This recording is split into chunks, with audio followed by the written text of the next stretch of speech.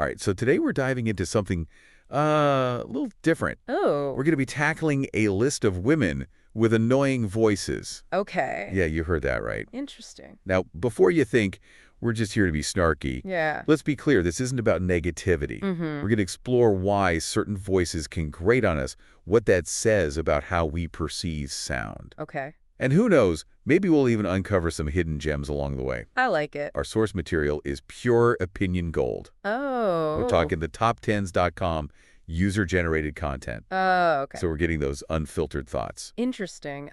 What I find fascinating is that this annoying label is incredibly subjective. Yeah, It's a perfect example of how our perceptions are shaped by so many factors, right. from our biology to our cultural background and personal experiences. Exactly. It's like one person's nails on a chalkboard is another person's favorite song. Yeah. So let's start with some familiar names at the top of this list. Okay.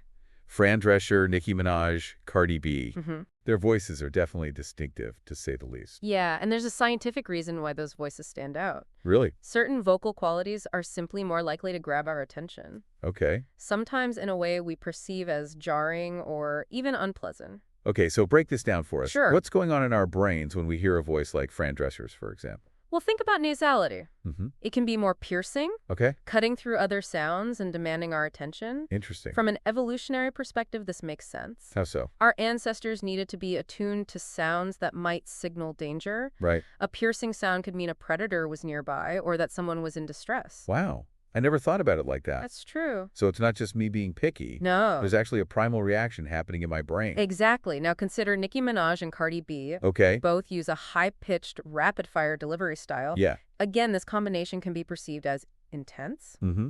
even overwhelming to some listeners because it floods the auditory system with information. So it's like our brains are hitting the brakes saying, Yeah. whoa, too much input, slow down. Exactly. But here's the thing that really gets me. What's that? All of these women are incredibly successful. That's right. Their voices, as polarizing as they may be, are also key to their fame. It challenges the assumption that a voice can't be both annoying and successful. Right. It's a reminder that annoyance is subjective, Mm-hmm. and what one person finds grating another might find captivating or even powerful. It's like how some people love spicy food and others can't handle the heat. Exactly, and cultural context comes into play as well. Oh, how so? A voice considered grating in one culture might be celebrated in another. Interesting. Think about traditional throat singing in certain cultures. Okay. It might sound unusual to someone unfamiliar with it, Right. but within that culture, it's deeply respected and admired. Right. So we're starting to see how much of this is about personal taste and cultural background. Yeah. Let's get into some more specifics from this list because there are some interesting cases. Okay. Roseanne Barr, for example, was criticized for her voice work in the animated film Home on the Range. Interesting. Some users felt it was a poor fit for her character. This raises the question of how a voice impacts our perception of a character, even an animated one. It makes you wonder if certain voices lend themselves better to certain roles. Right. Like, would we feel differently about Darth Vader if James L. Jones didn't have that deep, booming voice? You've hit on something crucial. Yeah, The voice is an integral part of how we form impressions. right. Even if it's subconscious, Okay. we naturally associate certain qualities with certain types of voices. Okay, here's another contrast that caught my eye. Okay. Jackie Evancho, the classical crossover singer, Mm-hmm. some users described her voice as boring, Huh. yet she's had enormous success in her genre. This highlights how vocal preferences are tied to genre expectations. I see. A technically brilliant opera singer might not resonate with a pop music fan. Right. We bring our own preferences and expectations shaped by the music we usually listen to. Then we have Yoko Ono, known for her experimental vocalizations. Yes. Next, for someone like Tommy Lahren, whose speaking voice is described as provoking a strong reaction. Right. It's like they represent opposite ends of the vocal spectrum. That juxtaposition reminds us of the incredible diversity of human voices. Yeah. And the range of responses they can evoke. Mhm. What one person finds jarring, another might find captivating, Right. even artistically groundbreaking. And we can't ignore that this list also includes figures like Tommy Lahren, Betsy DeVos, and Nikki Haley, Mm-hmm. all very politically charged figures. This demonstrates how strongly opinions on a voice can intertwine with our feelings about a person's ideology. Okay? We might dislike a voice because we disagree with the speaker's views, Right. not necessarily because of the voice itself. It's like we're layering our political opinions onto our auditory experience. Exactly. But what's interesting is that even with someone like Rihanna, her accent is praised as cool by some and criticized by others. A perfect example of the subjective nature of perception. Yeah, There's no universal answer to what makes a voice pleasant or annoying. right. It's all about individual preferences, Yeah. shaped by a myriad of factors we've been discussing. And that subjectivity seems to be constantly in flux. How so? This list has sections for newcomers and contenders, suggesting it's a living document, Okay. reflecting how our tastes and perceptions change over time. It makes you wonder how our collective ear is evolving, what captures our attention, and what pushes our buttons. Yeah. What will this list look like in 5 or 10 years? What new voices will emerge? Fascinating questions. Now, that's a question I'd love to answer. Uh-huh. You mentioned earlier the science behind those attention-grabbing voices. Yes. Can you tell us more about that? What's the deal with certain voices just demanding our focus? Well, there's a field of study called psychoacoustics that explores how we perceive sound. Okay. It turns out our brains are hardwired to pay attention to certain acoustic qualities, and it goes deeper than just personal preference. Okay. I'm all ears. Right. Give us those fascinating details. For example, high-pitched sounds tend to be more noticeable Okay. because they have shorter wavelengths, meaning they stimulate our eardrums more frequently. Okay. Think about a baby's cry. Yeah. It's piercing and attention-grabbing for a reason. Right. It's a survival mechanism signaling distress to caregivers. So it's not just parents being sensitive. No. There's actually a biological reason why that sound cuts through everything else. That's right. Amazing. And then we have timbre, Okay. which is the unique tonal quality of a voice. Voices with a lot of brightness or roughness. Okay. Think vocal fry or gravelly tone. Right. Can also grab attention, but not always pleasantly. Yeah. Vocal fry. Yes. That seems to be a love it or hate it kind of thing. Right. And it's become associated with specific social groups, particularly young women, which can lead to both positive and negative judgments. So we're back to how our perceptions are shaped by more than just the sound itself. Right. It's fascinating how much cultural baggage we bring to the simple act of listening. It's a testament to the complexity of the human brain. We're constantly filtering and interpreting sensory information, and our experiences, biases, and even our mood can influence how we hear and react to a voice. Okay, so we've covered the science, the cultural context, and the personal biases they bring to the table. Yes. But let's talk specifics. Sure. What are some of the qualities that pop up again and again on this list as being annoying? Well, nasality, high pitch, and a fast speaking rate seem to be common culprits. Okay. But it's not just about those individual elements, it's how they combine. It's like a recipe. Right. The wrong combination of ingredients can be off-putting. So like too much salt can ruin a perfectly good dish. Exactly. And then there are more subjective elements like vocal fry breathiness or a whiny tone, Okay. which are even more dependent on personal taste and cultural norms. I've noticed that some voices on this list are described as grating or abrasive, Yeah. while others are shrill or piercing. Right. It seems like there's a whole spectrum of annoyance, each word evoking a different level of unpleasantness. You're right, and that speaks to the power of language to shape our emotional response. Certain words carry more negative connotations, Okay. amplifying feelings of irritation. So there's a whole art to complaining about annoying voices. Perhaps, but on a serious note, it's important to remember that even though we might find a particular voice annoying, that doesn't mean it's objectively bad or wrong. Okay. It's simply a reflection of our own unique auditory preferences. Good point. It's a good reminder to be tolerant of the diverse world of voices out there, Yes. even the ones that make us cringe a little. And to appreciate that even those voices, the ones we might not personally enjoy, Yeah. can connect with others, inspire them, and even move them to tears. It's about recognizing that diversity and the power of different voices. Well said. Now, I'm curious, what are some of the voices you find personal appealing? What qualities do you gravitate towards? I'm drawn to voices that are warm, resonant, and expressive. Okay. I enjoy voices that convey authenticity and emotional depth. What about you? For me, I love voices that are a bit quirky and unexpected.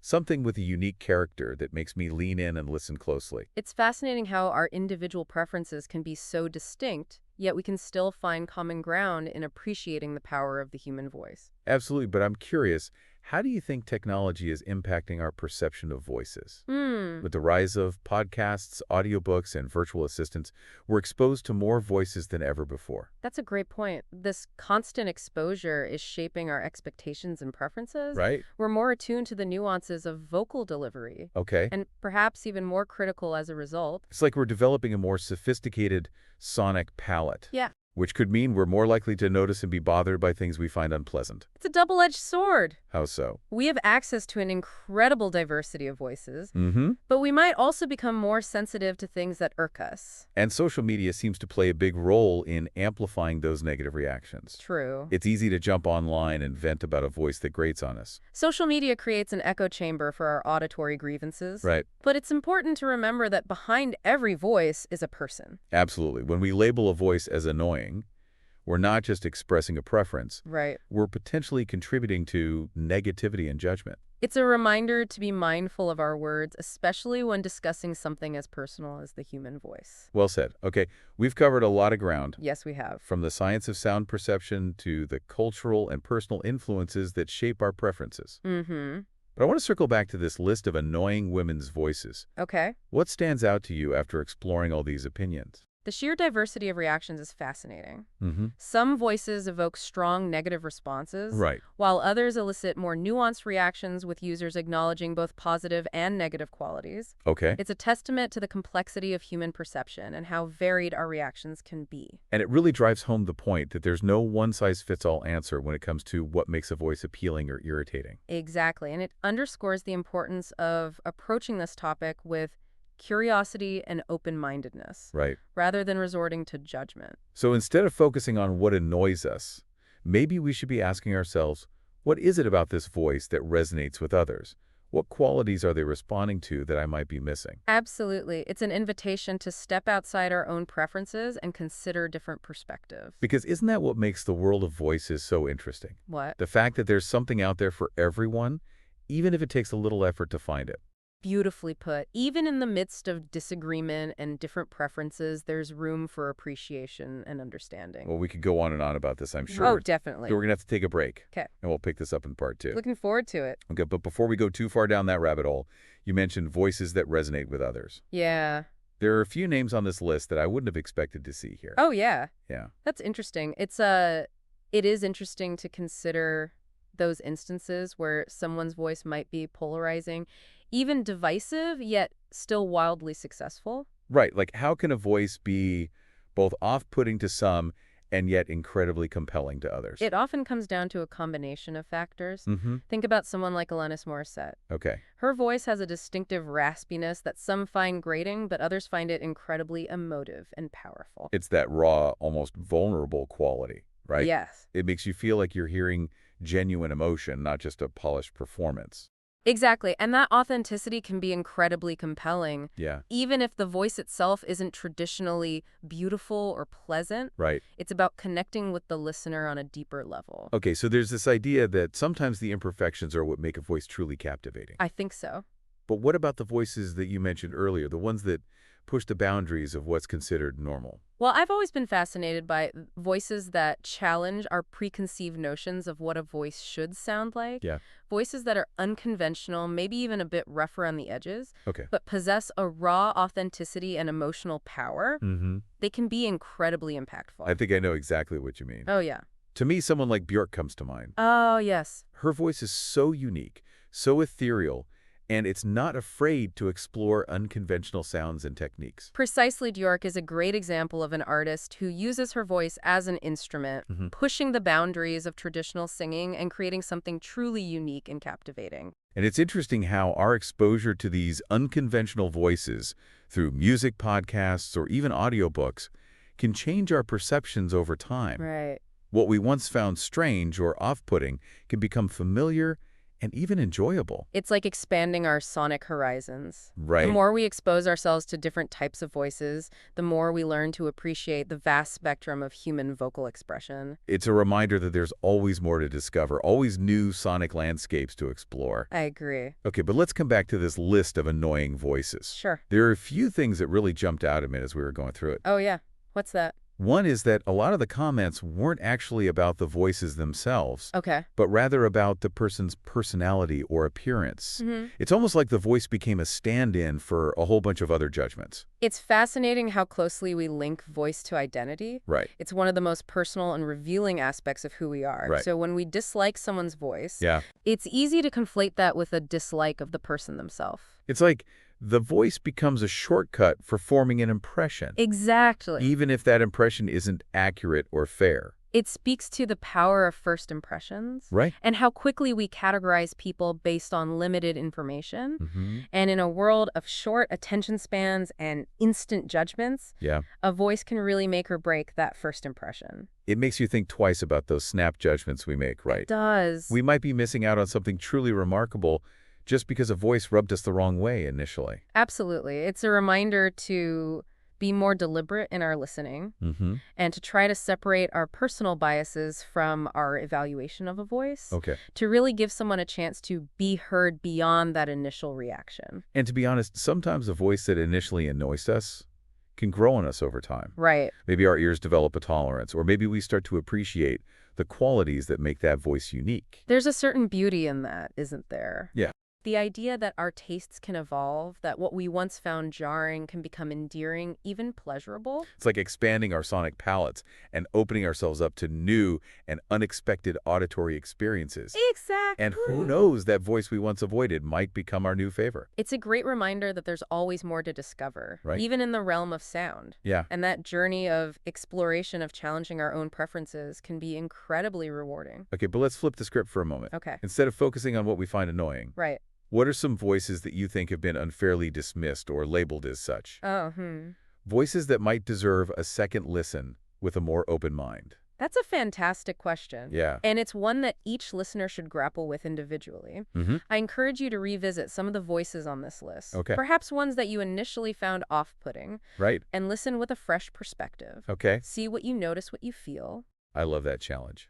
It's a call to action for all of us to be more curious and less judgmental when it comes to the world of voices. Because at the end of the day, isn't that what makes the world of voices so fascinating? What? The fact that there's something out there for everyone, even if it takes a little bit of effort to find it. That's a beautiful sentiment, and it reminds us that even in the midst of disagreement and discord, there's still room for appreciation and understanding. It's about recognizing the power and the diversity of human expression in all its forms. Well said. Okay, now I'm really curious, are there any voices that you've personally found to be surprisingly captivating, even if they might not fit the conventional mold of what's considered pleasant? You know, I've always been drawn to voices that push the boundaries of what's considered normal. Yeah. Voices that are unconventional, even a bit rough around the edges, Okay. but that possess a raw authenticity and emotional power. They can be incredibly impactful. I think I know exactly what you mean. Oh, yeah. For me, someone like Tom Waits comes to mind. His voice is like a rusty old engine. Ha! But there's a certain charm and grittiness to it that I find utterly captivating. I can see that there's a certain world weariness and vulnerability in his voice that cuts through the noise and connects on a deeper level. Mm-hmm. It's a reminder that perfection isn't always the goal. Right. Sometimes the imperfections are what make a voice truly memorable. So true. And it makes me wonder, what are some of the voices that you think have been unfairly dismissed as annoying? Mm-hmm. Voices that might deserve a second listen with a more open mind. That's a great question, and it's one that I think each listener should grapple with on their own. Okay. I encourage you to revisit some of the voices on this list, Mm-hmm. perhaps ones that you initially found off-putting, and listen with a fresh perspective. Okay. You might be surprised by what you discover. I love that challenge. It's a call to action for all of us to be more curious and less judgmental when it comes to the world of voices. Absolutely, and who knows, you might even find yourself falling in love with a voice that you once thought you couldn't stand. That would be a truly transformative experience. Okay, we've explored the science, the culture, and the psychology behind these so-called annoying voices. Yeah, we have. But I think the biggest takeaway from this deep dive is that voice perception is deeply personal and constantly evolving. Right. What might grate on your nerves could be music to someone else's ears. And that's okay. That's the beauty of it. It's what makes the world of voices so rich and endlessly fascinating. I couldn't have said it better myself. Right. Embracing that diversity, even the parts that challenge our comfort zones, is key to appreciating the full spectrum of human expression. Beautiful put. Okay, I think it's time to let our listeners go out in the world and rediscover the magic of voices. Yeah. Both ones that soothe and the ones that provoke. Who knows, you might even find yourself developing a newfound appreciation for that voice you once thought you couldn't stand. That would be great. I will leave that up to you to discover. Happy listening. You know, as we've been talking, it strikes me that this whole concept of annoying voices is kind of a paradox. Oh, yeah. In what way? On the one hand, we're naturally drawn to certain voices, Right. those that resonate with us on a primal level or evoke positive emotions. Mm-hmm. But on the other hand, there's something about the human experience that makes us hyper-aware of, even fixated on, sounds that we find unpleasant. It's an interesting tension, isn't it? And it speaks to the complexity of the auditory system Yeah. and the deep connection between sound and emotion. Mm-hmm. We're hardwired to pay attention to sounds that might signal danger or distress, Right. but we also have the capacity to find beauty and meaning in sounds that might not be traditionally pleasant. So it's like this push and pull between our instincts and our ability to appreciate the nuances of sound. Exactly. And it's that tension, the interplay between the primal and the aesthetic that makes the study of voices so fascinating. Mm-hmm. It's not just about acoustics. It's Right. about psychology, culture, and individual perception. Okay, so we're constantly bombarded with sounds. Right. And we're making judgments about those sounds all the time. Yes. Whether consciously or unconsciously. Mm-hmm. It makes you wonder, is there an evolutionary advantage to being sensitive to sounds that we find unpleasant? That's a great question. And there's some evidence to suggest that there might be. Really? Think about it. If our ancestors were able to quickly identify sounds that were out of place or potentially threatening, Mm-hmm. they would be more likely to survive and pass on their genes. So it's like a built-in alarm system alerting us to potential danger. Right. But what about in the modern world where we're not constantly worried about predators or other immediate threats? Yeah. Does that sensitivity still serve a purpose? I think it does, but in a different way. Okay, how so? In today's world, we're bombarded with information and stimuli, Right. and our brains are constantly trying to filter out the noise and focus on what's important. So it's like our sensitivity to unpleasant sounds helps us prioritize our attention, Uh-huh. focusing on the things that might require immediate action or attention? Precisely. It's a way of staying alert and engaged in a world that's full of distractions. That makes a lot of sense. But it also highlights how subjective this whole experience is. Right. What might be a jarring, unpleasant sound to one person could be completely inconsequential to another. Absolutely. And it's important to remember that our sensitivity to sound can also be influenced by factors like stress fatigue and even our emotional state. So the same sound that might be slightly annoying on a good day could be absolutely unbearable when we're already feeling overwhelmed or on edge. Exactly. Our perception of sound is constantly being shaped and reshaped by our internal and external environments. It's amazing how complex this all is. We've been talking about voices this whole time. We have. But it seems like what we're really talking about is the human experience of sound itself. You've hit the nail on the head. The study of voices is ultimately a window into how we perceive and interact with the world around us. Mm-hmm. It's about understanding a deep connection between sound and emotion, and how our individual experiences shape our reactions to the sonic world. So as we wrap up this deep dive into the world of annoying voices, what's the one thing you hope our listeners take away from this conversation? I hope they walk away with a greater appreciation for the complexity and subjectivity of sound perception. Okay. What might be annoying to one person could be captivating to another, and our reactions to sound are shaped by a myriad of factors, Right. from our biology and cultural background to our personal experiences and emotional state. I love that. It's a reminder to be more curious and less judgmental, Yeah. both when it comes to the voices we hear and the reactions we have to them. Mm-hmm. Because at the end of the day, the world of sound is a vast and wondrous place full of endless possibilities for exploration and discovery. Well said. So to our listeners, I say this. Go forth and listen with open ears and open minds. Embrace the diversity of sounds around you, even the ones that might initially challenge your comfort zone. You never know what sonic treasures you might uncover. And on that note, we'll leave you to explore those sonic landscapes on your own. Thanks for joining us on this deep dive into the fascinating world of annoying voices. Until next time, keep listening.